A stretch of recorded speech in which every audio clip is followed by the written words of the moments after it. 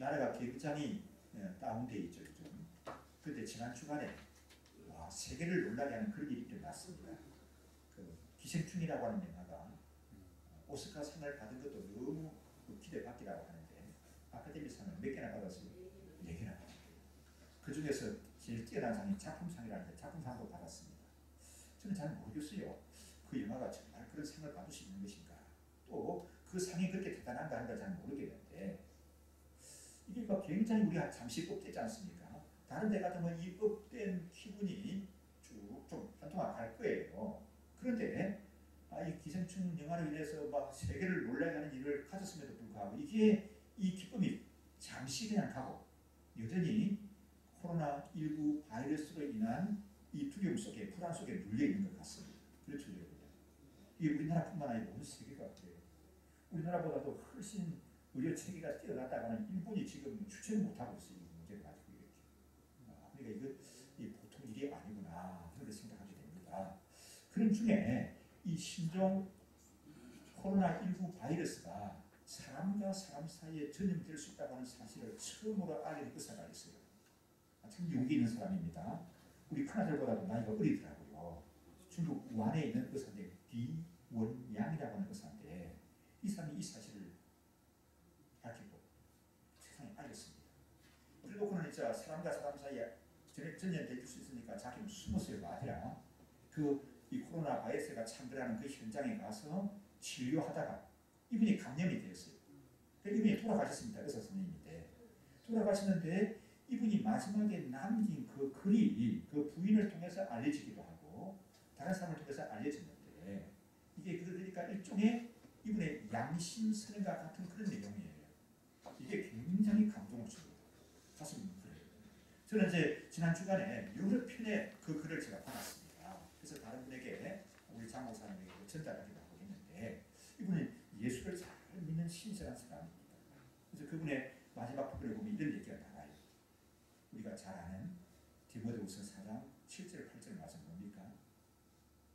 내가 선한 싸움을 싸우고 나의 달려갈 길을 마치고 믿음을 지켰으니 이제 후로는 나를 위한 의의 면류관이 예비되어 있습니다.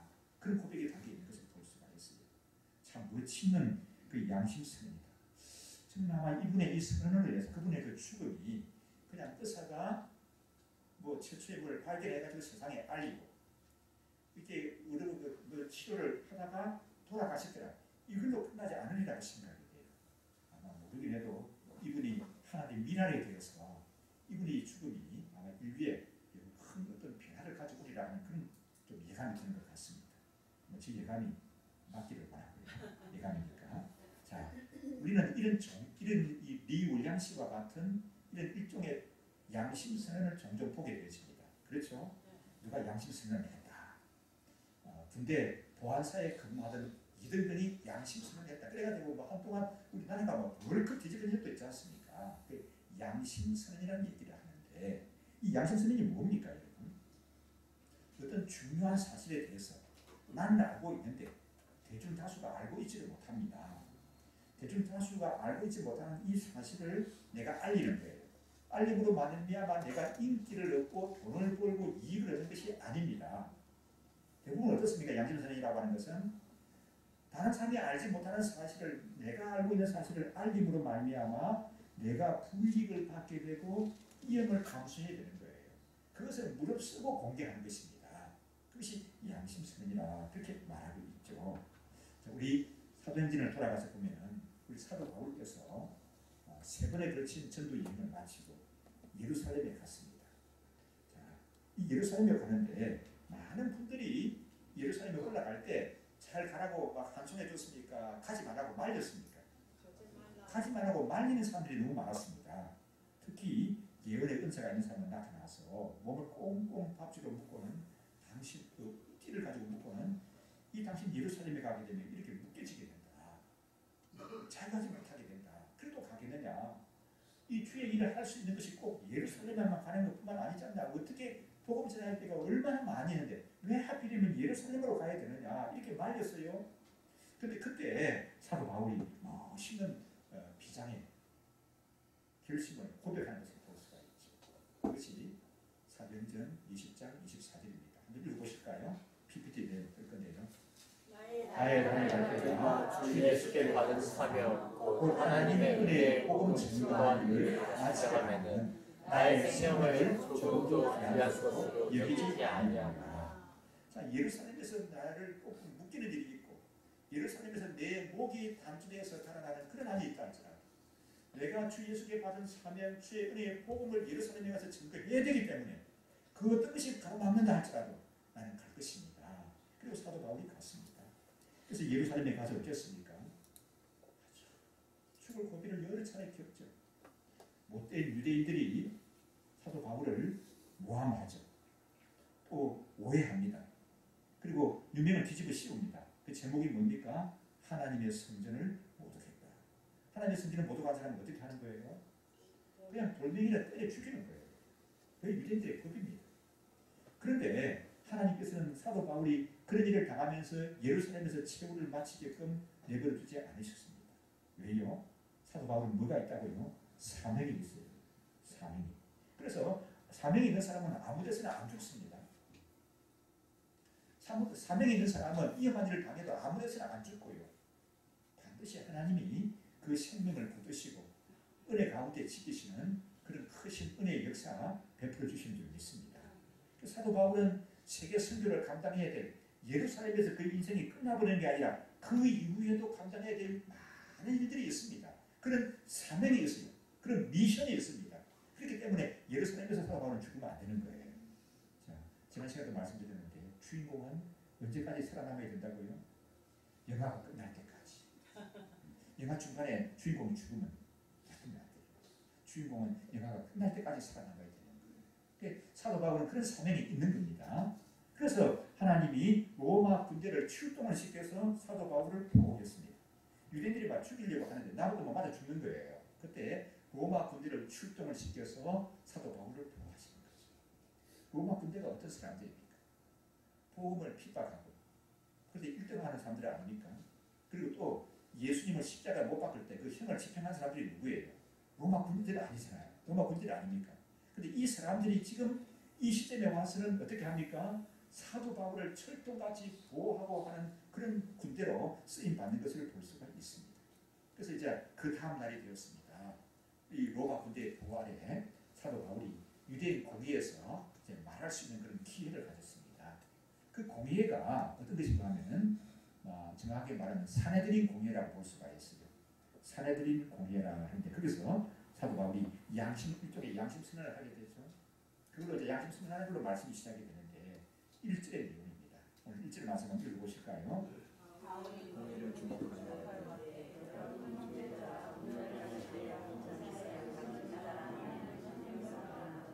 네, 사도 바울이 말합니다. 여러분의 형제들이 오늘날까지 내가 범사에 무엇을 따라 양심을 따라 하나님을 섬겼습니다. 이렇게 고백을 합니다. 자, 이렇게 고백하니까 이 사도 바울의 양심 선언에 대해서 사내들인 공회가 어떤 반응을 보입니까? 2절 한번 보실까요?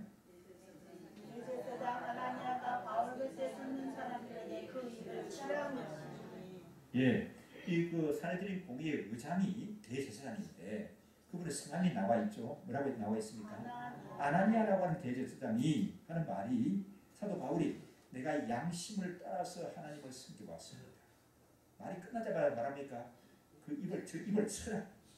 그래 그 입을 더 이상 말하지 못하게 입을 막으라는 얘기예요. 입을 막으라는 것입니다. 여러분, 한 사람의 양심이 억압되는 사회, 어떤 사회입니까? 민주 사회는 아니죠.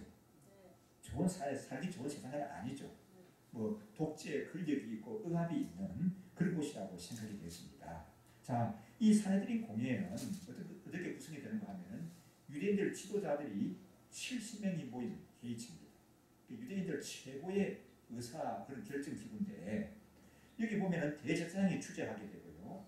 주요하는 일이 뭐냐 하면은 하나님의 율법을 수호하는 것이 대한민국 헌법재판소는 대한민국 헌법을 수호하는 것이 그 목적이지 않습니까? 이 사내들인 공회는 하나님의 율법을 지키는 것이 그 목적입니다. 그래서 율법을 해석을 하고 율법을 어긴 사람들에 대해서 이제 재판하는 곳이라고 볼 수가 있죠. 그런데 이 사내들인 공회는 아주 잔인한 법정이에요. 솔직히 여기서 누가 재판을 받으셨어요? 예수님이. 예수님이 산헤드린 공회에서 재판을 받았습니다. 그때 산헤드린 공회가 예수님에게 십자가형을 가할 때 증인을 어떻게 합니까, 여러분? 거짓 증인을 세우죠. 예수님의 성질을 모독했다. 그런 거짓 승인을, 그러니까 우리식으로 말하면 증거를 조작해가지고 예수님께 혐의를 뒤집어 씌워서 십자가에 못 박아 죽게 한 사람들입니다. 그러니까 이제 이 산헤드린 공의의 존재 목적이 뭐라고 했습니까? 하나님의 율법을 지키는 거라고 했지 않습니까? 얼마나 진리를 수호하고 양심을 지키고 하나님의 법을 지키고 집행하는 그런 사람들인데, 이 사람들은 어떤 사람들이고 하면, 이 산헤드린 공의는 당시 어쩌는가 하면 정의도 없어요. 진리도 없습니다. 하나님을 경외하는 시간도 없었습니다. 자, 그런 사람들이기 때문에 이제 사도 바울이 이 양심의 소리를 그냥 물리적인 힘으로 그 입을 틀어 막으려고 이렇게 반응을 보인 것입니다. 그래서 이 대제사장 아나니아가 사도 바울이 이런 양심의 소리 나오니까 그 입을 치라, 그 입을 닫아버려라, 그렇게 하고자 막으라고 했거든요. 그런데 우리 사도 바울도 여러분 한성질을 하는 사람이에요. 이 대제사장이 그렇게 하니까 가만히 있지 않습니다. 적극적으로 반응을 보이는데 뭐라고 반응을 보였습니까? 3절 말씀 한번 읽어볼까요?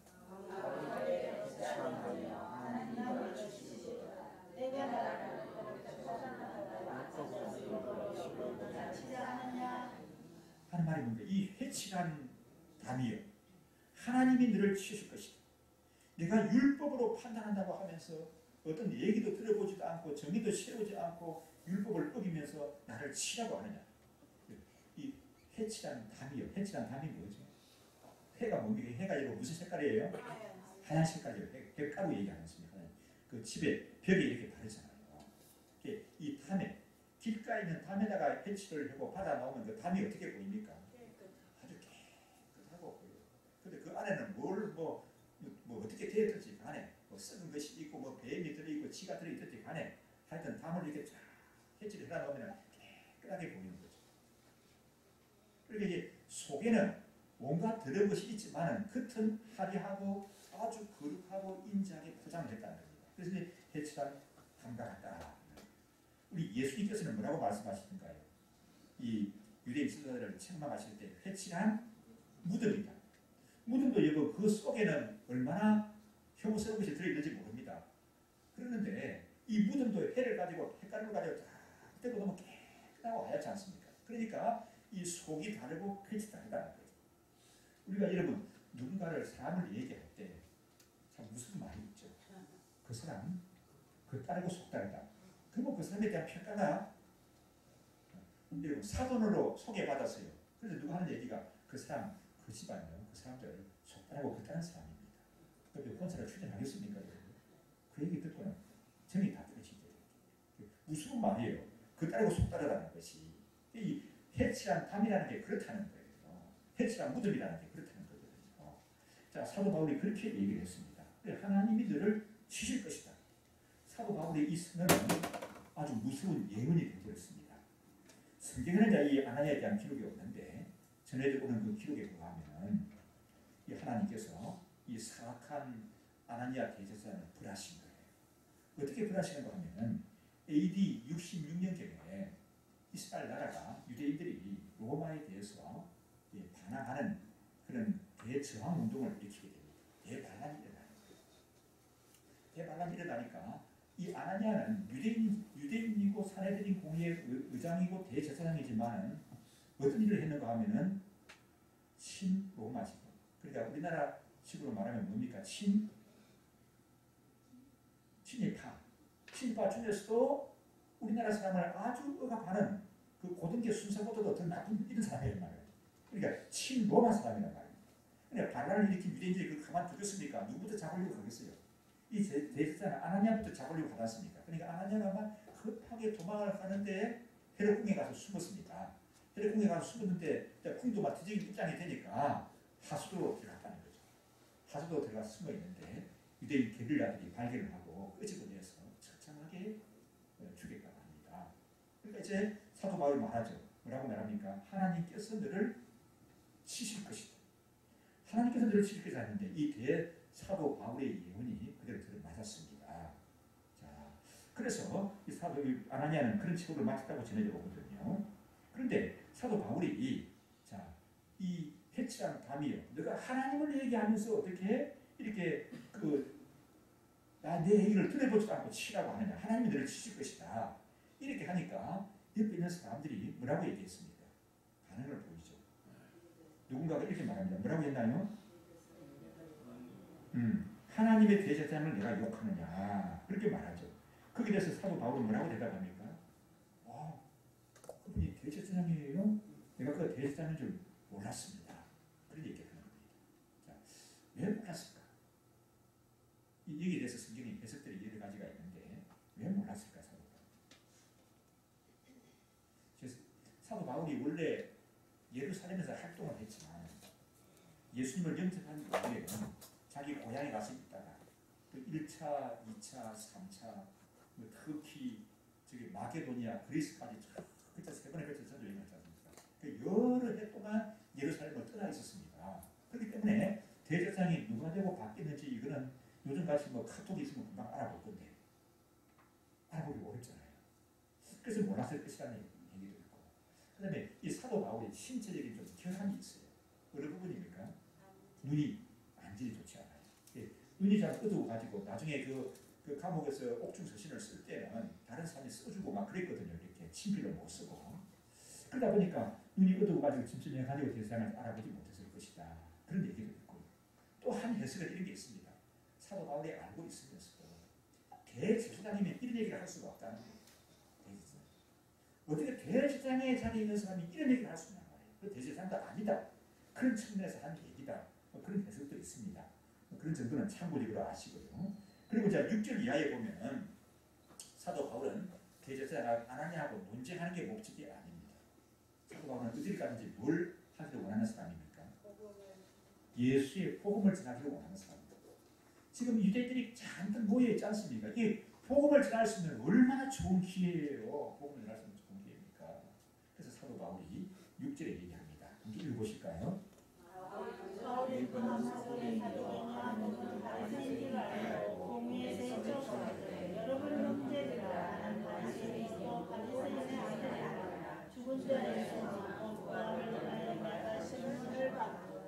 자, 자기가 여기 왜 쓰게 됐다고요? 죽은 자의 소망, 부활을 얘기하기 때문에 내가 이 자리에 쓰게 됐다. 그렇게 언급합니다. 그런데 이런 얘기를 하니까 그 중에 사내들인 공의의 이 흐름이 싹 바뀌어버렸어요.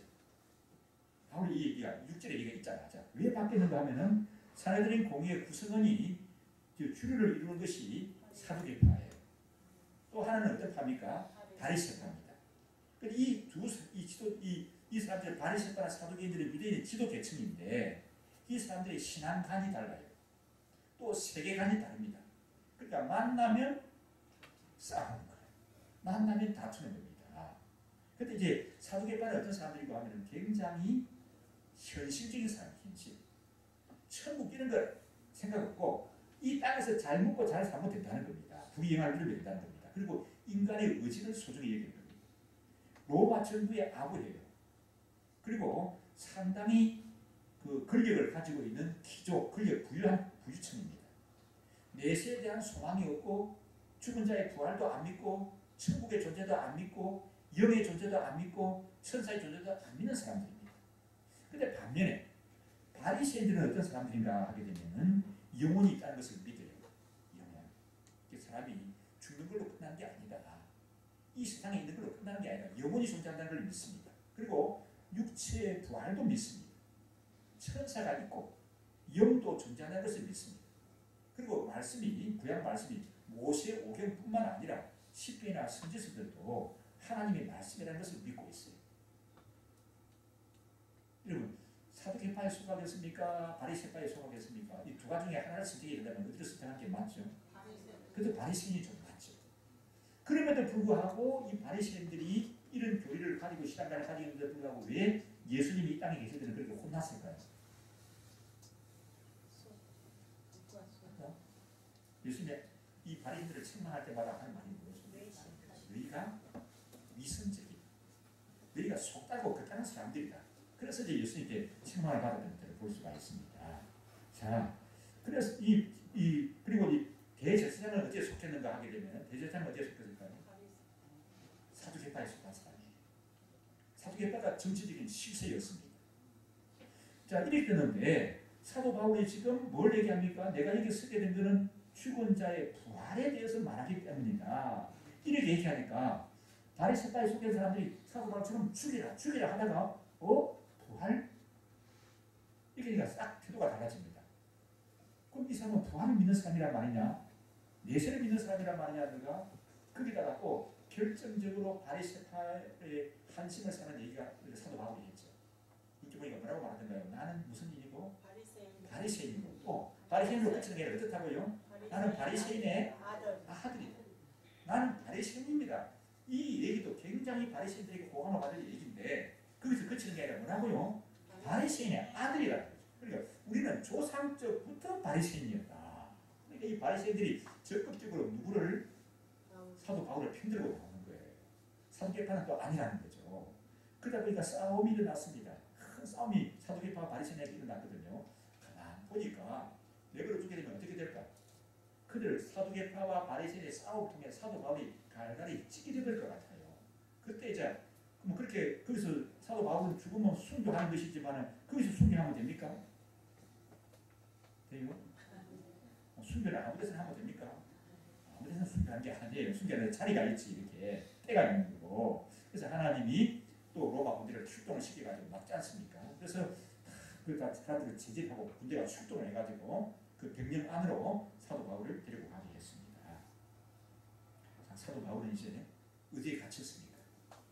로마 군대가 출동하는 그 병력 안에 갇히게 되었습니다. 여러분, 이때 사도 바울의 심정이 어땠을까요? 이때 사도 바울의 심정이 어땠습니까? 업이다, 다운이다. 또 여러분 사도 바울 한번 보십시오. 사도 바울의 모습이 어떻습니까? 제 아내가 간혹 저보고 여보 왜 그래? 힘을 내요. 그러니까 항상 내가 그런 얘기 듣는 건 아닙니다. 난 항상 힘이 난 넘치는 사람이야. 항상 용기 백배한 사람입니다. 그래 간혹 이렇게 하기 때문에 왜 그러냐고 힘을 내라고 제 아내가 얘기해요. 간혹 그런 얘기를 듣거든요. 그럼 사도 바울의 지금 이 모습을 본다고 하면 여러분 어떻게 말했을까요? 이게 다운되지 않았겠습니까? 예루살렘에 가는 것을 그렇게도 반대했는데 그 사람들이 안타깝게 되면 그거 보세요. 예루살렘에 가지 말라고 우리가 얼마나 말렸습니까? 그래 기어이 그렇게 고집을 부리고 예루살렘을 가더니 이 모습이 뭡니까? 지금 감옥에 갇혀가지고 예루살렘 안 하고 다른 데 갔다가 오게 되면 터키에 가서 그리스에 가서 뭐 마게도니아에 가서 힘있게 교회를 세우고 수만 명을 모아놓고 복음을 전하고 할 사람이 이게 뭐예요? 감옥에 갇혀가지고 사람들이 그렇게 말할 수 있겠죠. 그런 상황입니다. 그리고 예루살렘에 와가지고 지금 사도 바울이 하는 그런 사역이 우리 일반적으로 볼 때 성공적인 사역입니까? 아니면 힘든 사역입니까? 굉장히 힘든 사역이죠. 왜냐하면 뭐 이게 지금 21장부터 봤는데도 뭐 죽을 뻔하는 고비를 몇 번 겪었잖아요. 지금 이렇게. 그때마다 하나님이 피할 길을 마련해 주시고 또 이게 막아주는 세력이 있어서 사도 바울이 살아남았지. 그 내버려 두는 것은 바울이 몇 번 죽었을 거예요. 이렇게. 그리고 사내들인 공회가 모였는데 거기서 사도 바울은 생각했지 않습니까? 이렇게 많은 유대인 지도자가 모인 데서 뭘 하고 싶다?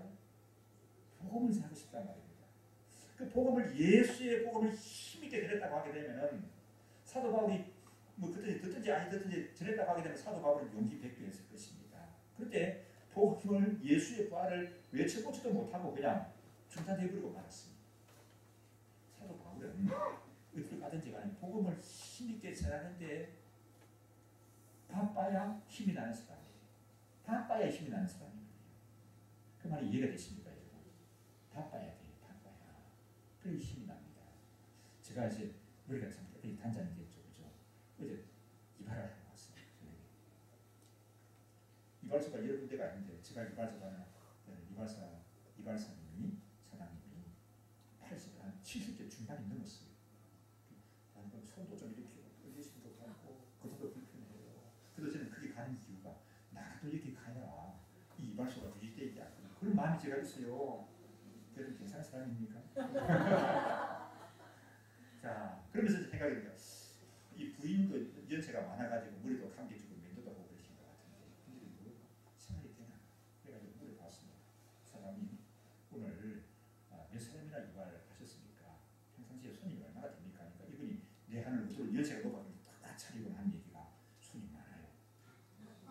목사님 오기 전에 아주 바빴습니다. 그래서 내가 그래요. 바쁘니까 힘이 나시죠. 그럼요. 바빠야 힘이 나죠. 손님 없으면 원래 힘이 나지 못합니다. 나이가 많은 70대 중반이 넘은 사람이 좀 쉬어가면서 해야지 바빠가지고 힘이 난다는 게 말이 됩니까? 이해가 됩니까 여러분요? 이 말이 여러분 이해가 되세요? 바빠야 힘이 난다는 거. 그래요. 사도 바울은 어떻게 하든지 많은 사람이 모인 데서 막 복음을 전하고 예수의 복음을 아침에도 전하고 낮에도 전하고 저녁에도 전하고 그래야 힘이 나는 사람이에요.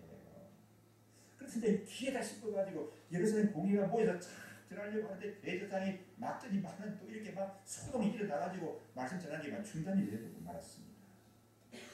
자, 죽음의 이 길을 몇 번 겪고 있죠. 복음 전할 기회는 상실이 되었죠. 그래서 지금 어디에 갇혀 있다고요? 로마 군대 병영 안에 갇혀 있습니다. 자, 이러한 상황에서 무엇을 할 수가 있겠습니까? 이러한 상황에서 이거 무슨 소망을 가지고 어떻게 몸을 추스릴 수가 있을까요? 그런데 중요한 것은 사도 바울의 형편은 그러했습니다. 중요한 것은 사도 바울의 형편은 그러했지만 부활하신 주님이 사도 바울 곁에 계셨다는 사실입니다. 아멘이십니까? 사도 바울은 이런 힘든 상황 가운데 있고 어려운 가운데 있었는데 위기 가운데 있었는데 그래서 이렇게까지 복음 전하는 것도 성공적이지 못하고 실패했다고 볼 수밖에 없는 그런 상황인데 중요한 것은 부활하신 주님이 사도 바울 곁에 계시다는 것입니다. 모든 것을 다 지켜보고 계셨습니다. 사도 바울의 사정을 알고 형편을 아시고 그 속마음도 다 알고 계셨습니다. 그 주님이 지켜보고 계시다가 바울이 너무 힘들어하니까 모습으로 나타나셨어요. 영으로 영적으로 존재하고 영적으로만 돕고 계신 것으로 끝나지 않고 그 뚜렷한 모습을 가지고 사도 바울께서 나타나신 그날 밤에 그게 11절의 말씀입니다. 한번 읽어보실까요? 그날 밤에 주께서 바울 곁에 서서 이르시되 담대하라. 내가 예루살렘에서 나의 일을 증거한 것 같이 로마에서도 증거하리라 하시니라. 담대하라. 부활하신 예수님이 나타나서 하는 말씀이 담대하라. 또 한마디는 뭐예요? 내가 예루살렘에서 복음을 전하는 것 같이 어디서도 전하게 될 것이다. 로마에서도 전하게 될 것이다. 주님은 항상 곁에 계시는데 그날 밤에는 구체적으로 사도 바울에게 나타나서 이렇게 말씀하셨습니다. 이건 여러분 우연이 아니에요. 예수님이 약속하신 거예요. 일찍 이런 약속을 하신 거거든요. 그 약속이 이루어질 겁니다. 여러분 기억나십니까? 어떤 약속 하셨던가요? 예수님이 마태복음 28장 19절 20절에 한번 읽어보실까요? 그러므로 너희는 가서 모든 족속으로 제자를 삼아 아버지와 아들과 성령의 이름으로 세례를 주고 내가 너희에게 분부한 모든 것을 가르쳐 지키게 하라. 올지어다 내가 세상 끝날까지 너희와 항상 함께 있으리라 하시니라. 이 말씀 여러분 수없이 읽으셨죠? 암송하는 분도 계시죠? 앞으로도 많이 나오는데 여러분 암송하는 걸로 그치는 게 아니라 이 말씀이 여러분 삶에서 이루어지고 이게 이 말씀이구나 하는 것들이 여러분 삶에서 이루어지고 경험되시기를 주의 이름으로 축원합니다. 그러니까 예수님은 이 세상을 떠나시면서 말씀하십니다. 복음이 전해지는 그 현장에는 내가 함께할 것이다. 그곳이 자유의 땅이든지 아니면 자유가 억압되고 복음을 전하는 자유가 없는 억압의 땅이든지 간에 어느 곳이든지 어느 때든지 간에 복음을 전하는 그 현장에는 내가 너희와 항상 함께할 것이다. 그렇게 우리 주님이 약속하셨습니다. 그래서 오늘날도 영혼문화에 제답하는 것을 목표하고 살아가는 사람들의 삶의 현장에 부활하신 예수님이 함께하시는 줄 믿습니다. 사방이 때로는 꽉 막힌 것 같습니다. 사방에 우겨쌈을 당한 것 같습니다. 이리 돌아보고 저리 돌아보고 위로 보고 아래를 봐도 나를 도와줄 사람, 나의 편들을 들 사람이 없는 것 같습니다. 그런 상황 가운데 놓인다 할지라도 우리 주님은 곁에 계시고 함께 하시겠다고 약속하셨습니다. 그래서 이 11절의 말씀이 굉장히 important 하죠. 이 11절의 말씀을 두 부분으로 나눠볼 수가 있습니다. 첫째로는 뭐예요? 담대하라. 담대하라는 겁니다. 담대라는 말은 어떤 말입니까 여러분? 용기를 내어라. 용기를 가지라는 말입니다. 두려워하지 말라는 얘기예요.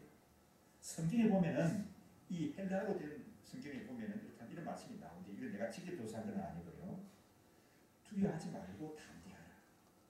두려워하지 말고 담대하라 하는 이 말이 몇 번이나 나오는가 하면은 365번이 나온대요.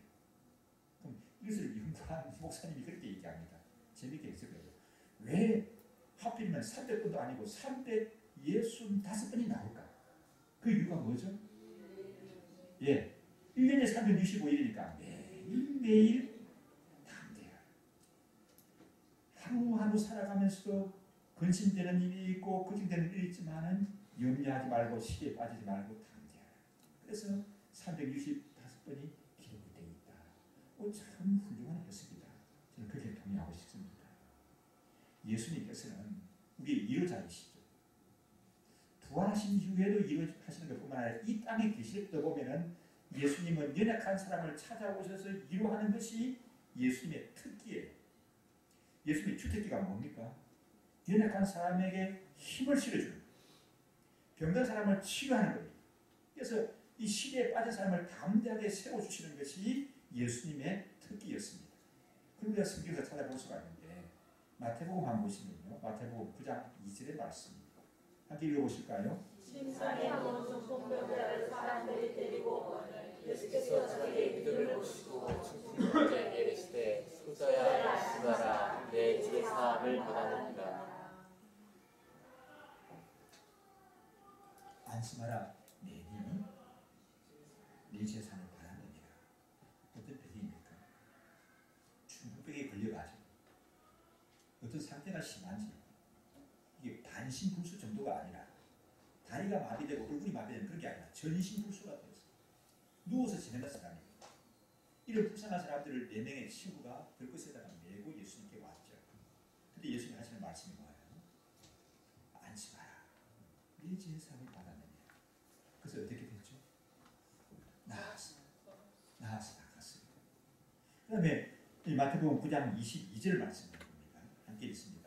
예수께서 돌이켜 보시고 나를 안심하라 내 믿음이 너를 구원하였다 하시니 여자가 즉시로 구원을 받으니라. 따라 안심하라 내 믿음이 너를 구원하였다. 이걸 어떤 것인가 하면 12해나 혈류증으로 앓는 여인이 있습니다.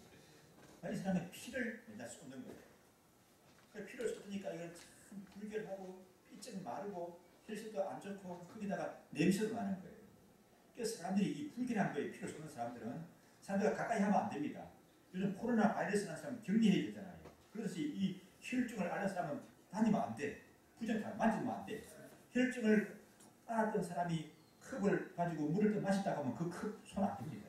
그게 불쾌하게 여기는 일이에요. 어려움 속에 삽니까? 이렇게 이런 약도 써보고 이런 의사도 찾아봤는데 소용이 없고 병만 더 심해지는 거예요. 그게 예수님의 소문을 듣고 왔습니다. 예수님이 그 예를 보고 뭐라고 말씀하나요? 따라 안심하라. 따라 안심하라. 내 믿음이 너를 구원하겠다. 그래서 어떻게 됐다고요? 그 여자가 즉시 깨끗이 나음을 고침을 받았습니다. 또 마태복음 14장을 가서 보시면 27절 함께 읽습니다. 예수께서 즉시 일러 가라사대 안심하라 내니 두려워 말라. 이건 어떤 배경의 말씀인가 하면요. 제자들이 배를 타고 가다가 풍랑이 일어납니다. 그리고 예수님의 제자들 주로 뭐 잘하는 사람들이죠? 물고기 잘하는 사람들, 이 백길에 익숙한 사람들입니다. 그런데 이거는 풍랑이 얼마나 심하든지 간에 아이고 나 죽었다 이제 이렇게 되면 우리는 죽는다. 그래가지고 막 두려움과 공포에 막 가득 차가지고 막 죽는다고 난리였습니다. 그런 풍랑이는 현장에 예수님이 나타나셨습니다. 하시는 말씀이 뭡니까? 안심하라. 내니 두려워 말라. 자, 이 말씀 재밌죠? 안심하라, 두려워 말라. 그렇게만 말씀한 게 아니고 안심하라. 내니 두려워 말라. 그게 뭔 말씀이에요? 내가 왔다 말이야. 내가 너희들 곁에 있다. 두려워하지 마라. 그런데도 불구하고 풍랑은 계속되었더라. 성경이 그렇게 말씀합니까? 역시 풍랑이 언제 그러냐는 식으로 언제 바람이 불고 풍랑이 되냐는 식으로 찬찬해져서 그 제자들은 목적지에 갈 수 있었습니다. 우리의 주님은 예수 믿는 하나님의 자녀들이 삶에 이렇게 지치고 저렇게 지쳐서 쓰러지고 인생살이 하면서 힘들어할 때마다 곁에 계시는 주님이신 줄 믿습니다. 도와주시는 예수님이신 줄 믿습니다. 자, 요즘 죄송합니다만 제가 가락시장도 가보고 이런 데도 가보고 하면 장사하는 분들이 이렇게 얘기합니다. 이렇게 장사를 안 된 적이 없다. 너무 힘들다 이렇게. 거기다가 코로나 바이러스까지 겹쳐가지고 뭐가 사람이 다녀야 뭐가 되지 사람이 다녀. 자, 이런 경기가 침체된 상황이지만 그 일터에도 누가 계시다고요? 주님이 계십니다. 이 사실 여러분들에게 위로가 되시기를 바랍니다. 소망이 되시기를 바랍니다. 주님이 함께 하신다고 하게 되면 일어설 수가 있습니다. 자, 전염병이 사방에서 유행이 되는 그런 곳이라 할지라도 우리 곁에는 누가 계신다고요? 부활하신 주님이 계십니다. 함께 하십니다. 때로는 살아가는데 저 사람하고는 내가 같은 하늘에 못 살 것 같은 그렇게 부담을 주는 사람이 있을지 모르겠습니다. 그런데 할지라도 여러분 누가 우리의 이루자가 될 수가 있다고요? 부활하신 주님이 이루자가 되시는 줄을 믿습니다. 그 주님이 우리 곁에 오셔서 붙들어 주시고 새 힘을 주십니다. 우리의 모든 것을 알고 계시기 때문에 지금 내가 있는 것뿐만 아니라 내가 앞으로 나아갈 길도 알고 계시기 때문에 때로는 우리를 연단시키기 위해서 우리를 훈련시키기 위해서 시련도 주시지만 그러나 감당치 못할 시련을 안 주시고 피할 길을 마련해 주시고 반드시 우리를 도우셔서 은혜 가운데 세우시고 일으켜 주시는 그런 주님이신 줄 믿습니다. 아멘이십니까? 말씀을 준비하면서 이런 복음성이 생각이 나더라고요. 짐이 무거우냐 홀로 지고 가기에 험한 데로 갈까 두렵지는 않느냐 온갖 일에 매여서 고달프지 않느냐 주가 도우시리 요청만 하면 우리 기도를 언제 어디나 들으시며 큰 사랑으로 감사 주시고 동행하니 내가 실망할 때 기억해야 할 것은 예수께 가면 주님 내게 오십니다. 우리 한번 찬양할 수 있을까요? 누가 반주 안 하셔도 되고 초점을 한번 잡아주시면 좋겠는데 반주 해야 될까요? 초점만 한번 쳐주십시오.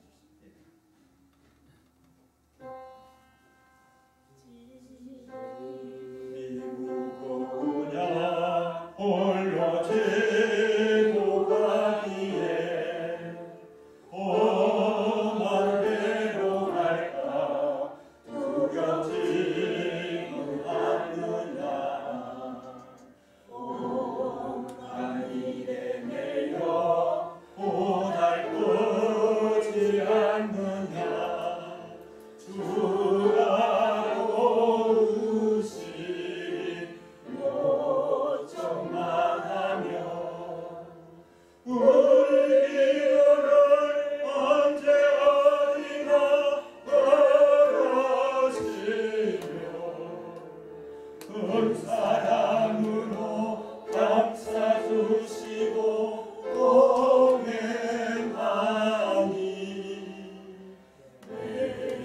내가 실망할 때 기억해야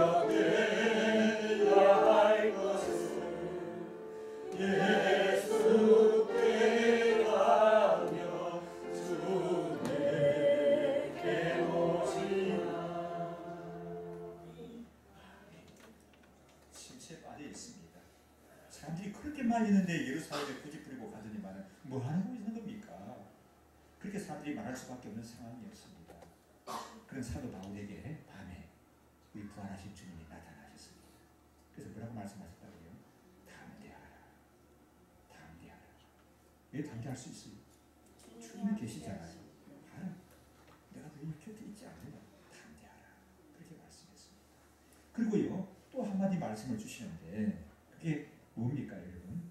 두 번째로는 사도 바울을 위로하고 용기를 북돋주시는 것뿐만 아니라 사명을 깨워주신 말씀이에요. 11절 다시 한번 읽어보실까요? 담대하라 말씀 다음에 내가 예루살렘에서 나이를 증언한 것 같이 로마에서도 증언한 것 같이. 그래서 사도 바울이 어디에 가게 된다는 거예요? 로마에 가게 된다. 그러면 이 위기 가운데 있는 예루살렘에서는 벗어난다는 겁니까? 어쨌다는 겁니까?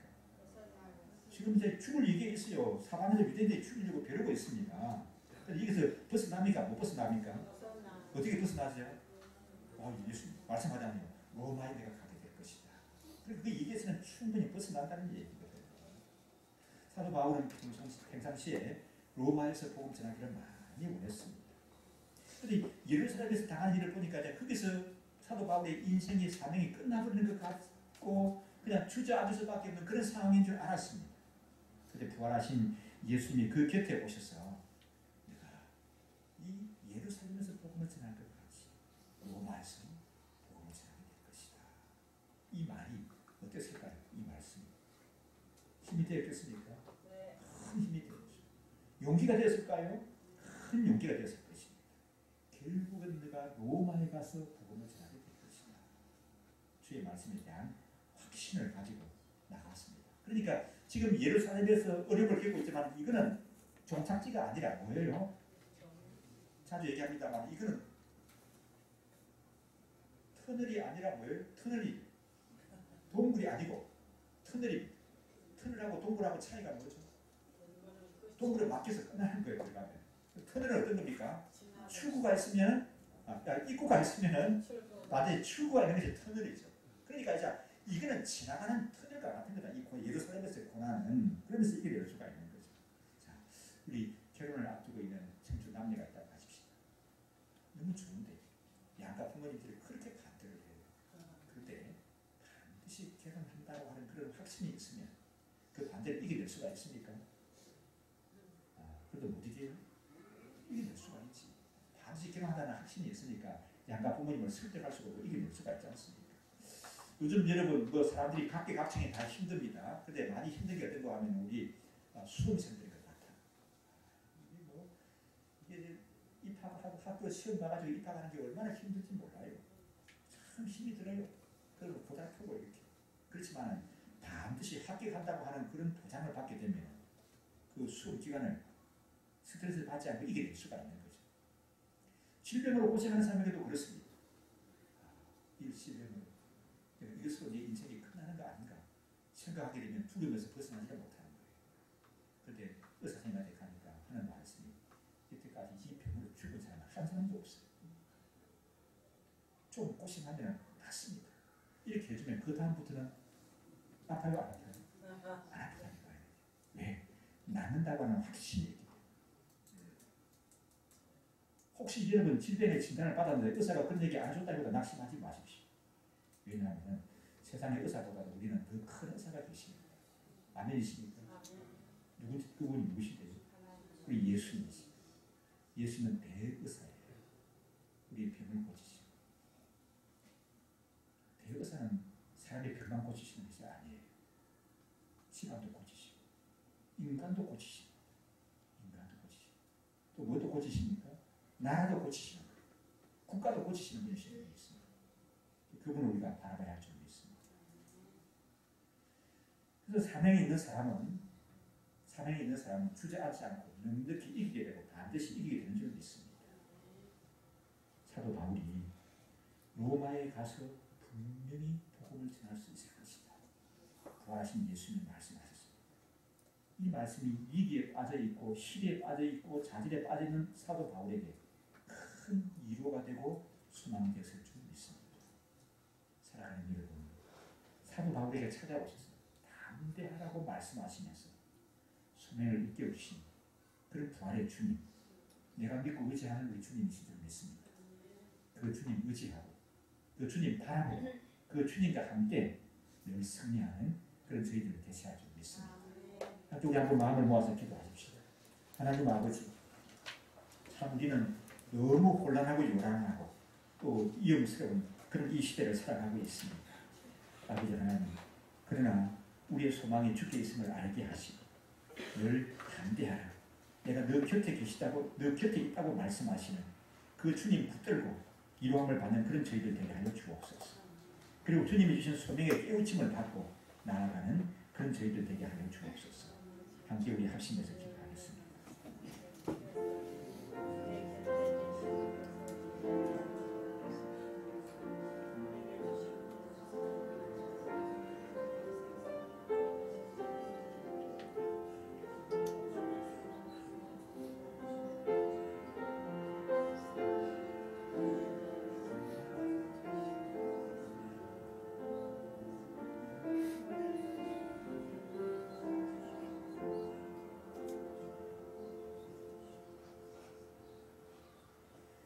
아버지 하나님, 참 우리는 이 시대에 무거운 짐을 지고 살아가는 그런 사람들입니다.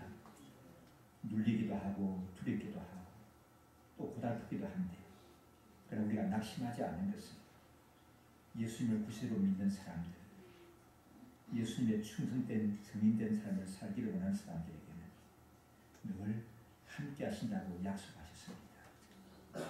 이렇게 약속하신 예수님이 우리 믿음의 선배 사도 바울에게 함께 하시는 그 모습을 우리가 오늘 말씀 가운데서 찾아봤습니다. 참 사람들은 조롱할 수밖에 없고 또 모든 것이 다 끝나버리고 실패로 또 종식될 수밖에 없는 그런 상황이지만 부활하신 예수님이 나타나셔서 담대하라고 일러주셨고, 내가 로마에 가서도 복음을 전할 수 있을 것이라는 소명을 일깨워주시는 것을 봅니다. 사도 바울에게 이렇게 역사하신 주님, 내가 믿고 의지하는 우리 주님이신 줄 믿습니다. 늘 내 곁에서 담대하라고 위로해 주시고 또 소명을 새롭게 해주시는 우리 주님 바라보고 나아가는 그런 저희들 되게 하여 주옵소서.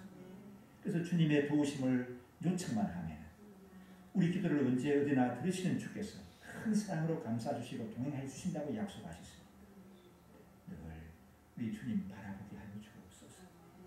세상의 사람들을 바라볼 때는 실망할 수도 있고 포기할 수밖에 없는 상황이 올 수도 있습니다. 하나님 아버지, 늘 내 곁에서 역사하시는 부활의 주님을 바라보고 그 근세와 능력과 은혜를 드리는 심령들 되게 도와주시옵소서. 감사드리고 예수님 이름으로